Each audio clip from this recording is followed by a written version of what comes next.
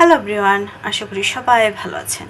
আজকে আমি একটা সকালে নাস্তা বানাবো, সেই রান্নাটাই আপনাদের সঙ্গে শেয়ার করব। আর নাস্তা বানানোর জন্য আমি এখানে শসা সুন্দর করে কুচি করে নিছি, কাঁচামরিচ, পেঁয়াজ, চিকেন কিমা করে নিছি, টমেটো সস, বারবিকিউ সস আর লবণ একসাথে দিয়ে মিক্স করে নিব। এটা সুন্দর মিক্স করা হয়ে গেছে। ডিম দিব, ডিমের মধ্যে কাঁচামরিচ, পেঁয়াজ আর লবণ দিয়ে সুন্দর করে মিক্স করে নিছি। আর এখন আমি নাস্তাটা বানাবো।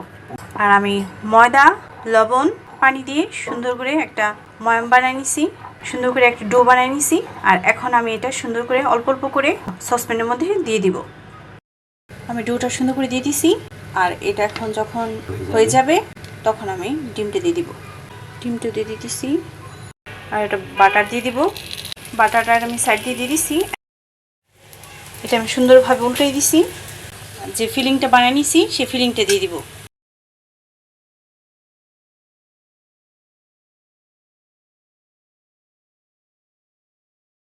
আমার নাস্তাটা খুব সুন্দর হয়েছে আর খুব ভালো হয়েছে।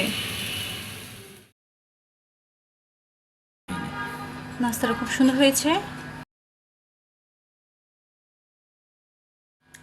খুব সুন্দর হয়েছে নাস্তাটা। সবাই খেতে পারবে আর খুব টেস্টি হয়েছে। ওকে, ভালো থাকেন, টাটা।